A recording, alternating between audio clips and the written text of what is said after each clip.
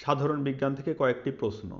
সাধারণ বিজ্ঞান থেকে প্রশ্নগুলো বিভিন্ন পরীক্ষায় এসেছে। ভিডিওটি মন দিয়ে দেখতে থাকুন।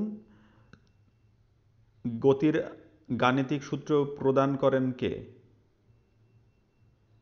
গতির গাণিতিক সূত্র প্রদান করেন 4টি অপশনের মধ্যে থেকে নিউটন।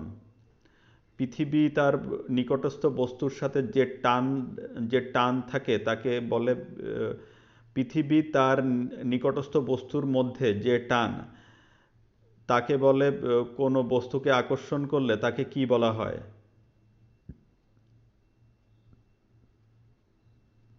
এটাকে বলা হয় অভিকর্ষ। আন্তর্জাতিক পদ্ধতিতে তাপমাত্রার একককে কি বলা হয়? আন্তর্জাতিক পদ্ধতিতে তাপমাত্রার একককে বলা হয় 4টি অপশনের মধ্যে থেকে কেলভিনকে তাপমাত্রার একক বলা হয়। যন্ত্র থেকে প্রাপ্ত শক্তিকে কি বলে? যন্ত্র থেকে প্রাপ্ত শক্তিকে বলা হয় যান্ত্রিক শক্তি। বাল্বের ফিলামেন্টের মধ্যে দিয়ে তড়িৎ প্রবাহের ফলে তাপ শক্তি কোন শক্তিতে রূপান্তরিত হয়? বাল্বের ফিলামেন্টের মধ্যে দিয়ে তড়িৎ প্রবাহের ফলে তাপ শক্তি আলোক শক্তিতে রূপান্তরিত হয়। তড়িৎ চৌম্বক আবিষ্কর্তা কে?